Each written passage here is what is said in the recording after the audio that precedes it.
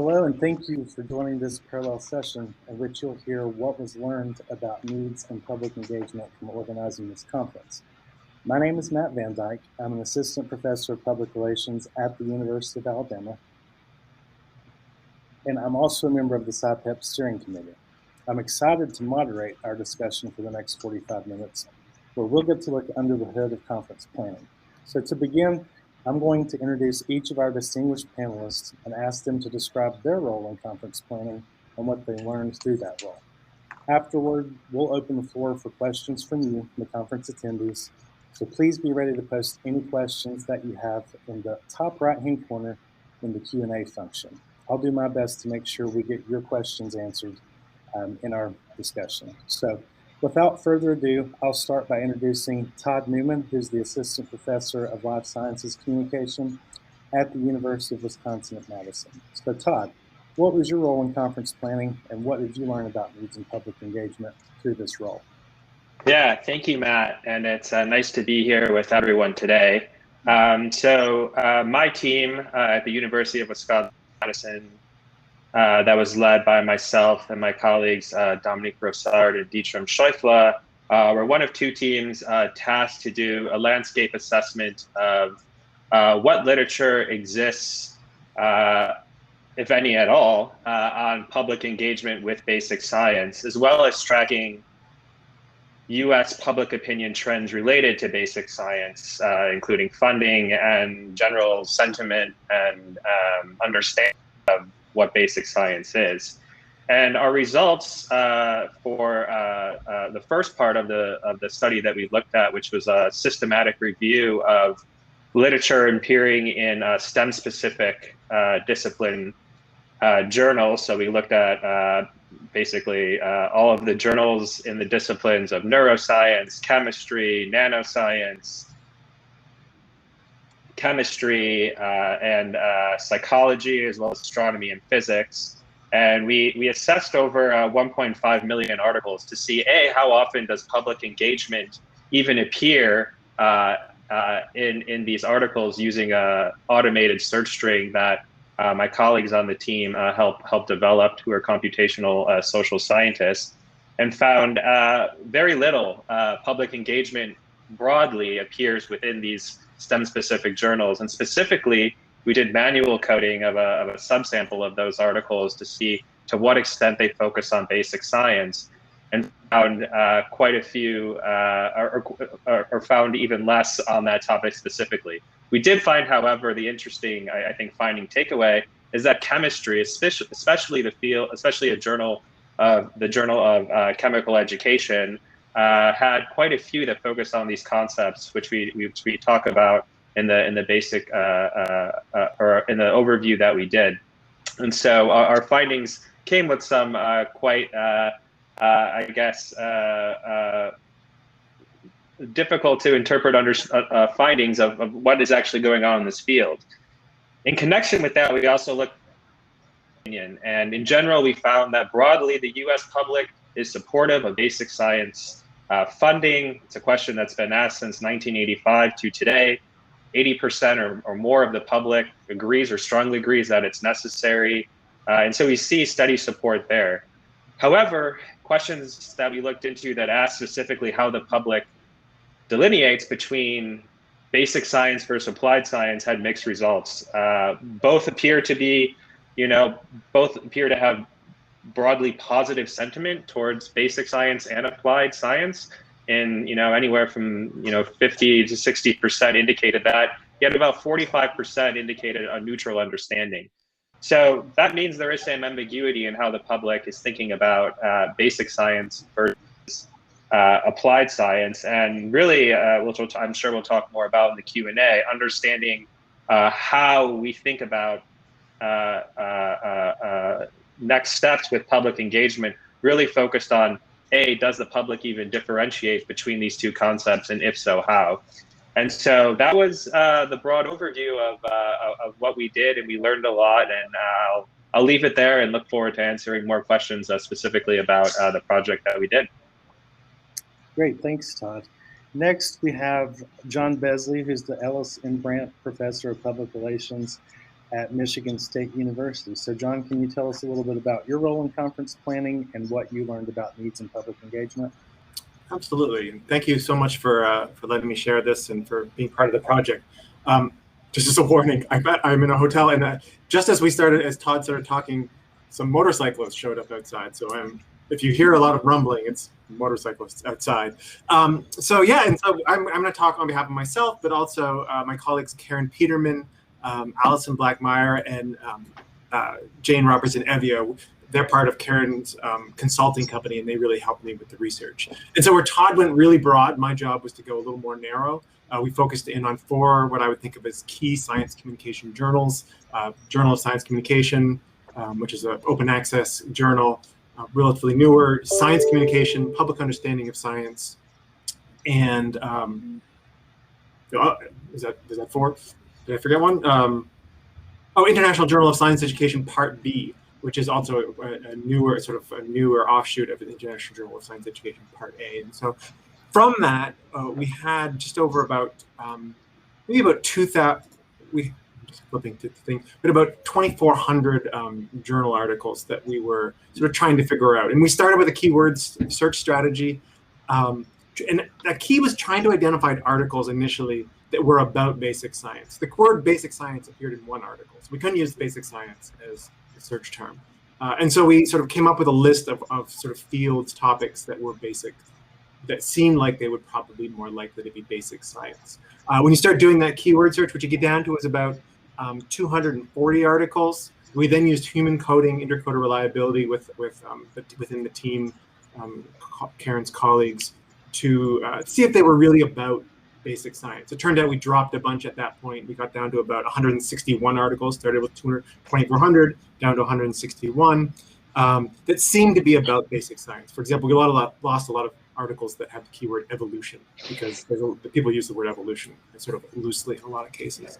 And then we went and we coded them for the type of research that they were, whether it was a quantitative study with an experiment or a survey, whether it was qualitative interviews, whether it was content analysis, theoretical, just purely theoretical, historical case study. And our goal there was to really try to figure out, where's the evidence base? Underlying all of this is, if I'm a basic science communicator, what's the evidence base that I can say, well, I need to do this, make this decision, and I want to turn to the literature. What kind of evidence is there for me that's specifically about basic science? We fully recognize that somebody who's communicating in the area of basic science might turn to literature from across the social sciences. But we wanted to know if there was this basic science specific literature. And like Todd, we just didn't ultimately found that much. We get down to about 5% of the articles that we looked at across those 4 journals seem to have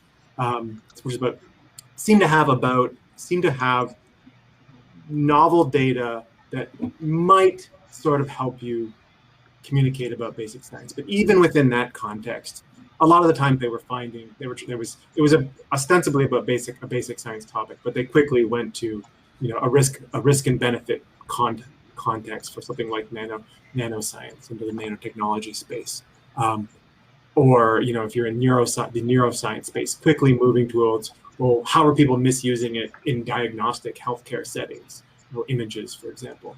And so really our sense from this literature review was that there just isn't, if you're in basic science and you're looking for a basic science, specific science communication literature, it doesn't exist. And for us, more broadly, that speaks to the need to, well, how then should people in that space think about going into the broader literature? And we emphasize in our work this idea of really identifying, what are you trying to accomplish? If you know that you're trying to ensure funding, if you know that you're trying to get good input to help you make better scientific decisions, you're trying to change your own behavior as a scientist, you can go and look more broadly across the literature for that. But to do that, you really need to know what goals you're trying to achieve, because that gives you an entry point into the literature. And I'll stop there, and I'd love to talk more about it. Great. Thank you, John. Third, we have Karen Andrade, who is a fellow with the Science Philanthropy Alliance. So I'll turn it over to Karen. Karen, what was your role in conference planning, and what did you learn about needs in public engagement? Hi, Matthew. Thank you. And hi, everyone. Happy to be here. Yes, so when the leadership team that got Todd and John, and they asked them to look in this literature, and they preliminarily started seeing like there doesn't seem to be that much. I was brought on to really like, we know that the engagement is happening. We know that there's many practitioners and communicators doing this work. And it seems like from what Todd and John found that work is not ending up in the literature, but we wanted to have an idea of what are these practitioners doing? We wanted to get a snapshot of of people that are at the moment right now self-identifying as doing engagement and communication with basic research or with knowledge that is derived from basic research, excuse me. So um, and in the basic science space. So what I did is that I conducted 21 interviews really quickly, trying to get this snapshot with these semi-structured interviews to really ask about what they're doing, what were their challenges, what are their current challenges, and the strategies that they are using to get around those, to really start to understand who are they and what is it that they're doing, and what is in a sense unique to the to the space in which somebody that is actually engaging in basic research, communication, and engagement. And so what I found, it was really, some of them was reminiscent of what with the challenges that have been found in general of doing science communication as a whole. But what was interesting is that there was those communicators and people that are doing engagement with basic research.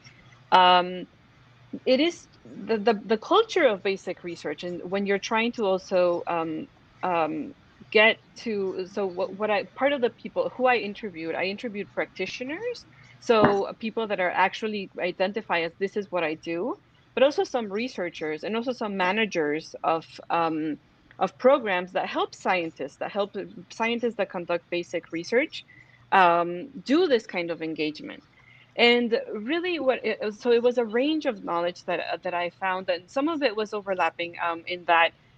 So what I found is that there's always there's to be a mix of between a personal goal, a personal intention of what they do, and that's always often really important. And these different programs tap in there's different ways that people tap into that personal goal and that personal intention. But there's also a structural intention, like organization, that the university that is supporting them to do this kind of work is always, of course, has an intention to engage, to support that engagement and that communication. And so what I found is that often that motivation or that drive and why people are doing it is, as John was mentioning in that last comment, is always something that still needs to be pieced out, because there's often this merging and this mixing of this personal intention, the structure, the intention of the institution that they're working for, and that also contributes sometimes to the challenges that they face. What I did basic science, particularly in the context that we're trying the programs that are trying to help basic scientists do this type of engagement, is that they try to focus on the personal intention, the hobbies, the likes, the dislikes of the what drives the interests of the scientist.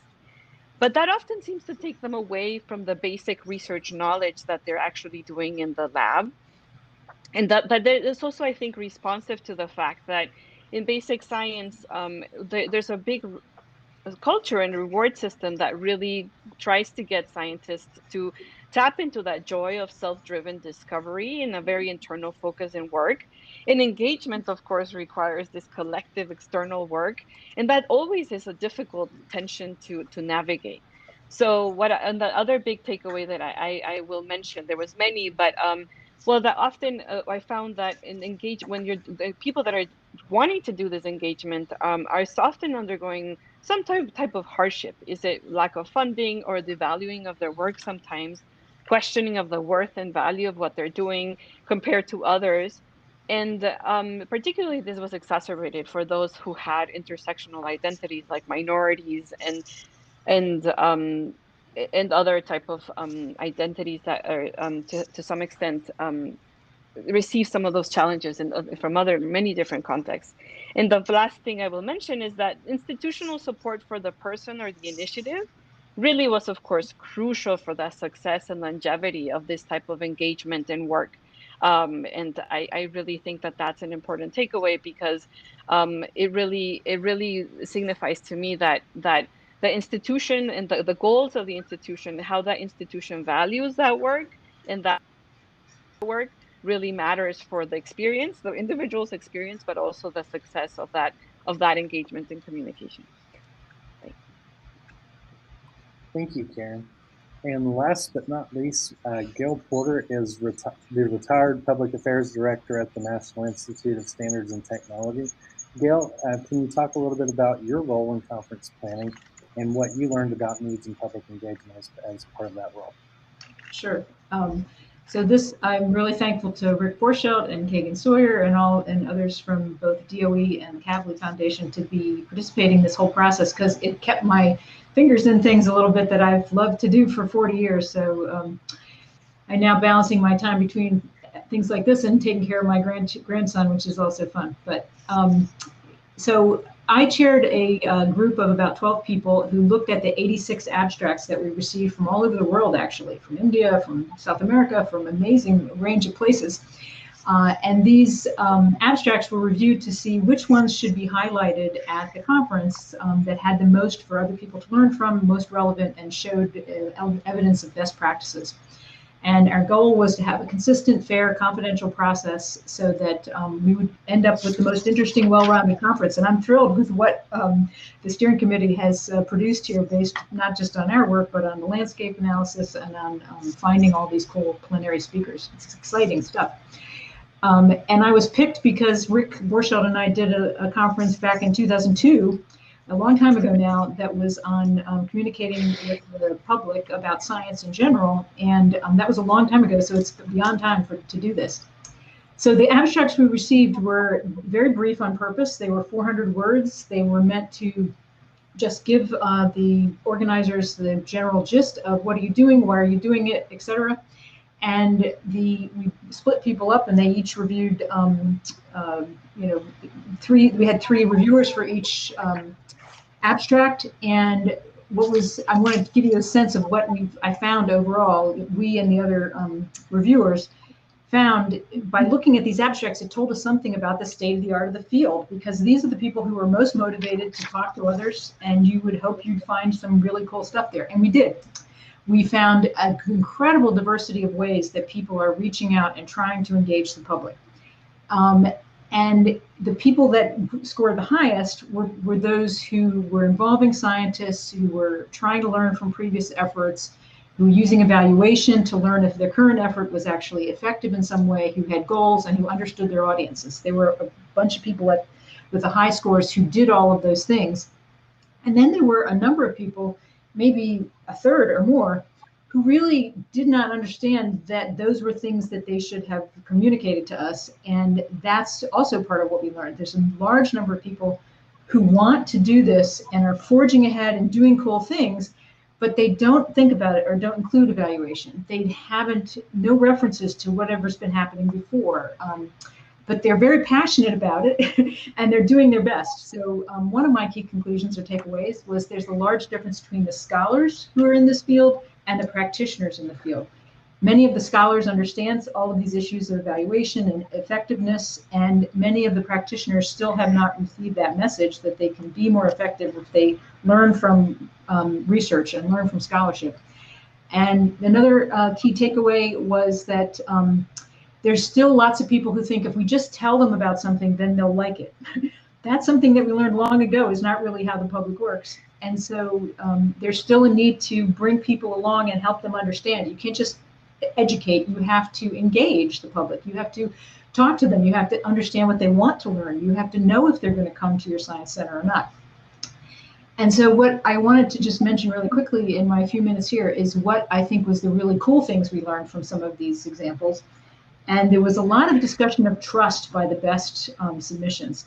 The people who were submitting these things were saying, you know, we want to know how to be in the community, in their space, and understanding their needs, and having their representatives interact with us and tell us what that community needs, and not just dive in, parachute in, and say, oh, we're going to talk to you today about narwhals and how wonderful they are. That would be cool and fascinating and create lots of awe because narwhals are cool. But if you talk to the community first, if you have your effort in their community, not in a community center versus at the university, if you do certain things, there was a whole group of people who understood the issue of trust and of partnering and of bringing in people from the community to help with the outreach. So that was one of my things that I found very encouraging about what people are doing. And there's lots of other things. How do we get funding to some of these people? A lot of them are on a shoestring budget. They're just one person who wants to do something important. You know, how do we, there's lots of things we can talk about how to make it better, but those are some of my key thoughts. Thank you, Gail. So at this point, we'll open up the floor for any questions from the audience. So again, as a reminder, please use the Q&A function in the top right-hand corner. But to kick us off, I'll ask one question to the group that kind of touches on a little bit of what all of you spoke about. How, in your mind, your experience, your role in this conference, how do you feel that we could better support public engagement in basic research? And I'll just pose that to the group. Feel free to chime in wherever. I'll be happy to start. I've been in this field for 40 years, like I said, and one of the key words we found in a lot of the abstracts, and then I've heard even in our opening sessions here, has been the word of sustainability. You know, the last one I'm aware of this meeting was in 2002, and here it is 2021, and we're still talking about many of the same sort of core things that need to happen. And so I think a better way to support would be if there's a repository where people know where they can find some of this material, they can find definitions of things. I think Bruce's opening piece was wonderful, that it sort of laid out what means what and how do we think about this big topic. So a repository would be great, and maybe a list of funding sources, because clearly funding is a problem for many people, even people who are doing really excellent things. But maybe in the world of virtual events, there's so much more we could do now with a little less money if people knew where to find it. Maybe those are two things for me. Other thoughts about how we can support? I'll begin with Gail's second point, especially of funding. I mean, there's too much. I think there's lots of wonderful people doing wonderful things, but that's just not, I don't want to trust the future of science to people stepping up and individually choosing to do communication and hoping for the best. On one hand, we need the creativity, the energy that comes from that. On the other hand, communication, Matthew, you're a PR professor, you know this, that there's a whole world and industry of this, and there's a reason that organizations pay for professional communications.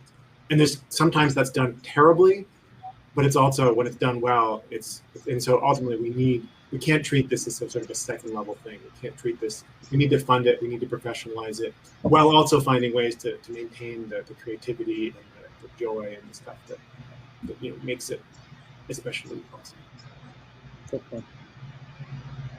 Yeah, I could go next. I guess just kind of piggybacking off of what Gail and John said. I mean, I think the goals issue is really important. I think with a lot of this, that's something we've thought a lot about as a team, and in conversations with the steering committee, and and talking with John and his team. But being transparent, I think, as someone going into communicating on this, what they are, is it to increase or maintain support for funding? Is it about joy and curiosity of science, which in and of itself is a goal that a select number of the public is interested in and is highly attentive to, whereas the majority maybe not so much. And I think with that, I totally echo this linking research to practice to research. I mean, there definitely is a need for channels of communication in that space. And then finally, I think the biggest takeaway from combing through all of the public opinion literature that we could get that we could find through databases is we know very little about the mental models, what people think when it comes to basic science, when it comes to applied science, when it comes to science more broadly. And I think understanding that is really important, because I think there always is this question of, does the public really understand what basic science is? And if they do, how might that change?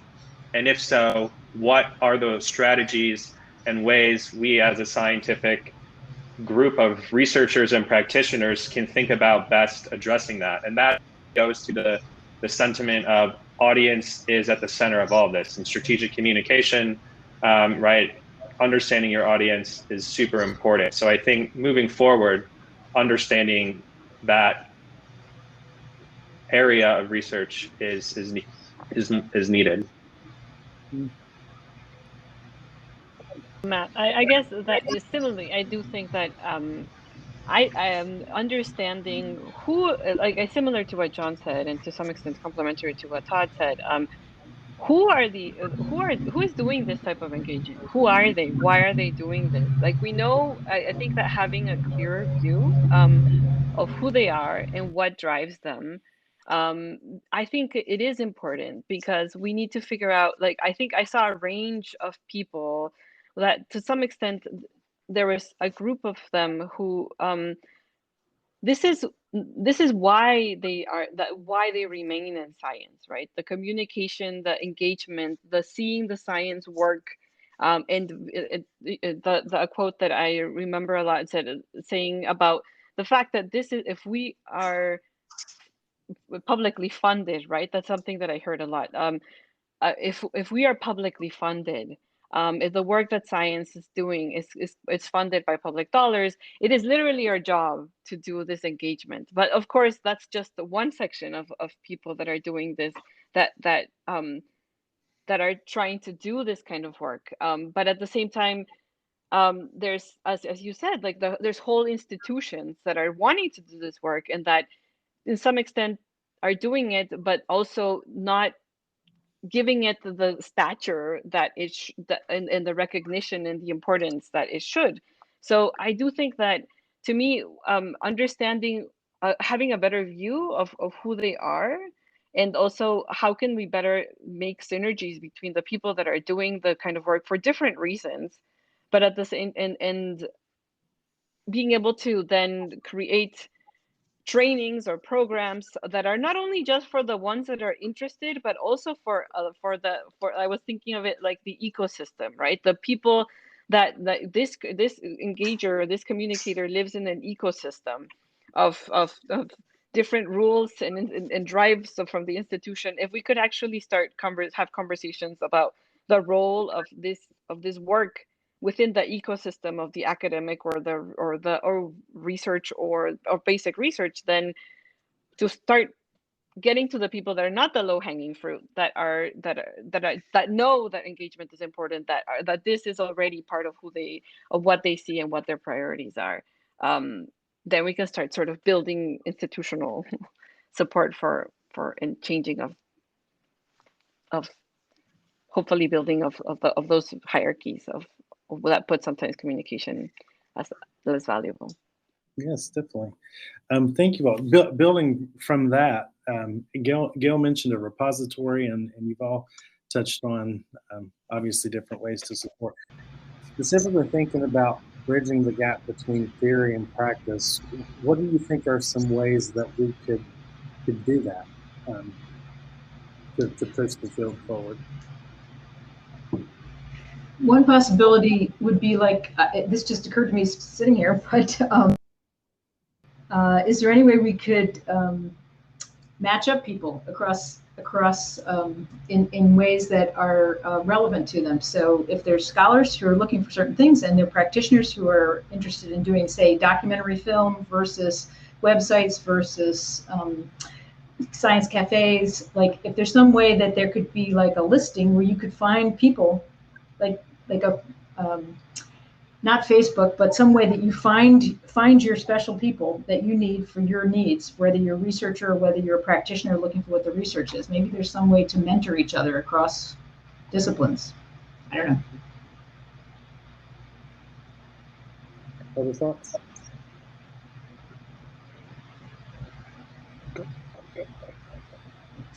What comes up is this question of credit for engaging, and I have to admit I'm not a huge fan of credit for engaging, except in one case, which is if you can show impact. And if you want to show impact, you need to do evaluation research. And if you want to do evaluation research, probably it should be theory-based. And so I am strongly in favor of people getting credit for showing impact, not just for showing up, but for showing impact. To me, that's key, is that if we have to move to this idea is you get credit for impact, not for just doing it for the sake of doing it. I mean, I guess, I agree with all of that. I guess, kind of linking some of the, topics that were mentioned where there's, I think parts that be connected. I mean, if funding happens to be an issue for a lot of those individuals or scientists who want to do basic communication and engagement, and there have been funding mechanisms put in place, right, of researcher or practitioner research or partnerships, right, to facilitate those endeavors. So I mean, I think that's part of it, and I think with that comes too this kind of this shift in a cultural norm within science, that this is valued and that this is something that there's money behind it, and yeah, I mean, I just would add that onto I think what others have been saying, in addition to there being actual literature that is accessible to those across, whether practitioner, whether researcher, whether basic science, whatever. But I think that's a big gap. I mean, in our research we've done with scientists too, very little of scientists pay attention to the science of science communication research, understanding these best practices. So there is a need and there is an opportunity, I think, for platforms that can facilitate this. Maybe somebody should fund modules that can be used by universities, or modules that can be used by science research organizations or government agencies, or some kind of content that everybody wouldn't have to keep reinventing the wheel, that gives the current research and what creates impact. Okay, back to what John said. There was precious little impact that people could demonstrate in these abstracts. Some people did attempt to, and some people showed effectiveness, which may be, did it meet my goal? Whereas impact is like, do people in diverse communities actually decide they might be scientists as a result of this? If your goal was recruiting, did you get more kids to choose science? That would be an impact, right, John? Yeah, like maybe there's some funding that could go into creating useful packages people could then adapt to their purposes. I don't know. Mm-hmm. Any other thoughts, Karen? Well, my only thought is that I agree, and I think that everybody has the intention of create. I would just be broad and expansive about how we see impact, right? Like that would be my only caution, that we don't try to codify it so much that we miss out the different types of impact, that or to think broadly and inclusively and diversely about impact, because I guess what I'm there's many types of like artists and like I spoke to several people that are doing interface between art and science, and actually trying to do collaborations, and I know that's a long-standing relationship, right? Like there's been so many collaborations between artists and scientists, particularly for as you in the astronomy space, right? to use images and to do immersive. So, and I think that's the tricky part, right? That's why it's impact, because sometimes people, like, the goal is to generate yes, awe, but also to actually how do we I mean, and actually that's a question that I like, even if it's not like if the goal is, you know, an emotion, or to create, to see, to tap into values and into mental models of the person, so that they can then value something differently or see something through a different light. Yes, you know, which is a lot of what the purpose of some of what these disengagement practitioners were doing, to sort of, even if it's to see an ant and see it in a different way, how do we actually capture that impact, right? Like, how do we think creatively and diversely about impact? That would be my thought. Definitely. Any other, based on what Karen said? Does anyone else have thoughts about that? How we might look at impact and broaden that? It's a great thought.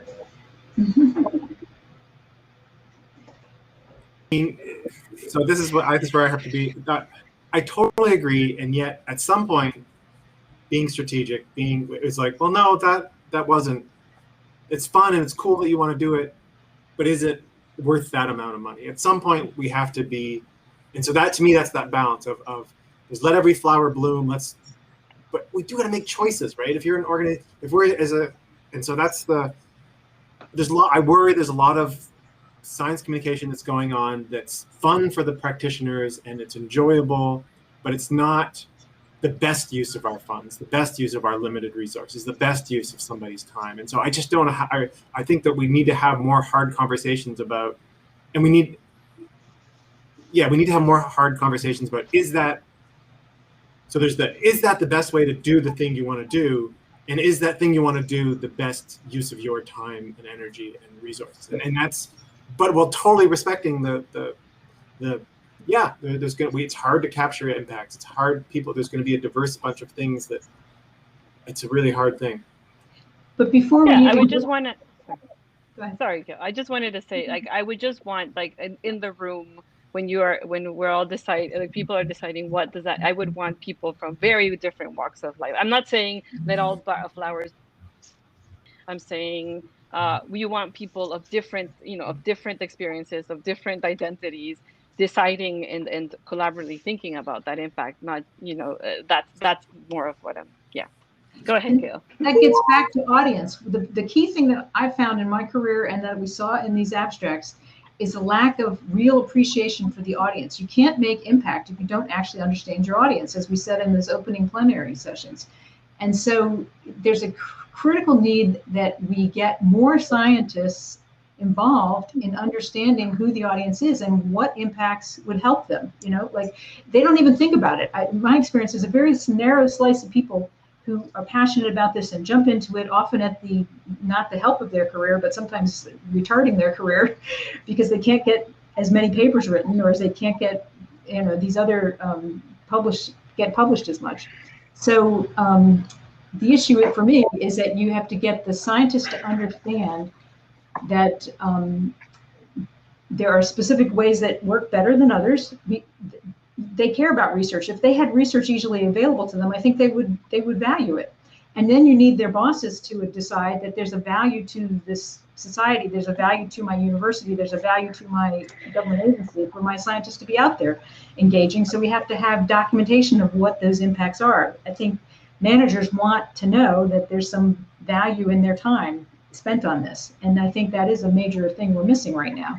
We don't have a clear, how much is this money worth it, as John just said, and so there's a bunch of things we have to fill in before we're going to get a third of all scientists going out regularly doing this. Not everybody who does science is good at this, and not everybody who does science should want to engage with the public, but there's a lot more people who could be good at it if they had the incentives, the motivation, and the support of their institutions to do it. And I think John's right that the institutions need that documentation to convince them that this is a worthwhile goal for us because even if it just includes, if it expands goodwill for us, there has to be some description of the benefits and impact that's very broad and that includes the needs of the community, where it's the audience, where it's being targeted.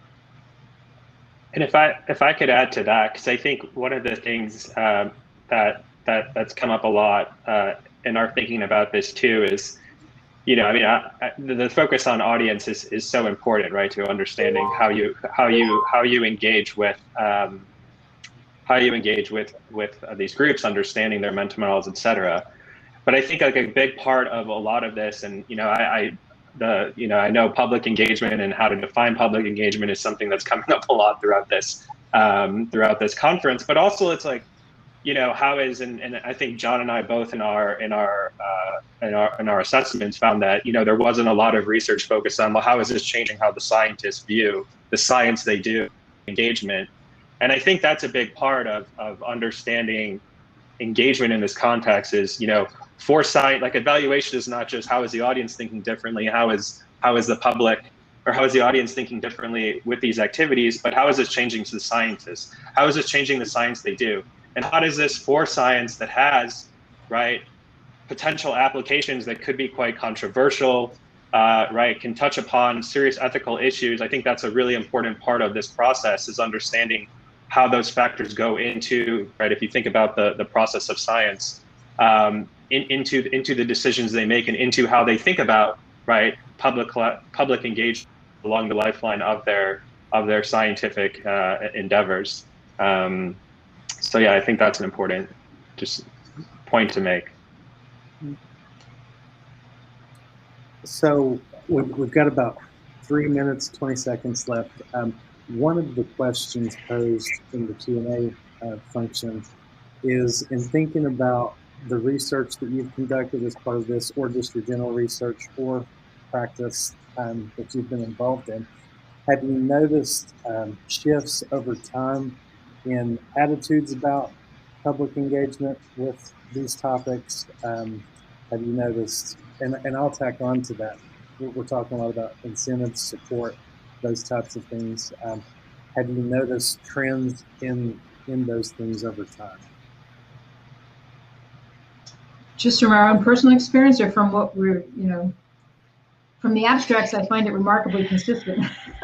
But over a longer period of time, I think it's a lot of passionate people trying to do good things, sometimes without enough evaluation or effectiveness thinking or audience thinking. But then there's a core of really good people who have done it. So I don't want to make it sound like it's all the same. It isn't at all. From a personal perspective, I think there's been a change in scientists' attitudes, in my view, from the 1970s when I started to now. I think there's much more of what Karen mentioned of, it's my obligation as someone receiving public funds to describe what I do to the public. That I believe there's a lot more scientists who would agree with that and feel it and get taught it in their institutions than there used to be. It's much harder to just be a prima donna and say, no, I don't want to deal with that icky stuff. You know, you're encouraged more to do it, but there's still a lack of professionalism to it. There's still a lack of consistency and learning from others and standing on the shoulders of different people. It's still very ad hoc. We're still young. I mean, there's really 20. So those 4 Science Com journals, there's 2,400 articles. It increases. There's probably a little more. The database isn't quite perfect, but it's the number of articles is increasing over time, and some of it's not super useful, but there's more of it. There's more discussions, which means there's more of the good stuff. There's more of the maybe less useful stuff, but we're getting there. Oh. Yeah, I mean, I noticed that the programs that are training scientists to actually do this work, there's often, as I mentioned, they often focus on what the scientist loves, but then there's a few that are also starting to then also try to change both not and understanding the audience. There's a good understanding that they have to understand the audience in many of these programs, and there's some that are starting, like Todd said, to actually get the scientists to question and to actually think more broadly and expansively. So I think I see some shift and some hope. Okay. Well, with that, we've got about 20 seconds left, so I want to thank our panelists for a very fascinating discussion, and I look forward to the conversation continuing throughout the conference. So thank you all, and enjoy SciPac. Thanks. Thank you. Thank you. It was fun.